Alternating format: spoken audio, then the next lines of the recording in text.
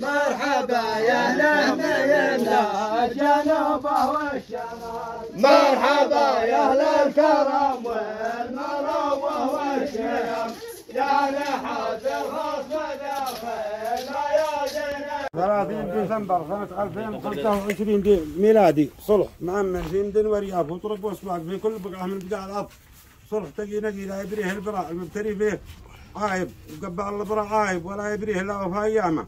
وكان ذلك الصلح الى وجيه قرعه الصلح من ال طيمان، الوالي الشيخ عبد الله محمد طيمان والشيخ علي بن علي سعيد عمير طيمان، ووجيه الموقعين ادنى هذا من ال طيمان واضرب شان. وكانت الوجيه الموقعه على هذا صوانه الله من هذا الصلح وشان له على كابتن طيمان واضرب شان. وكان ذلك الى وجيه قرعه الصلح من الحرمه والجدعان، وجه الشيخ عبد الله بن ربيش بن فعلان والشيخ احمد الباشا بن زبع والشيخ مسعود بن ناصر سمران والشيخ صالح بن احمد دبش.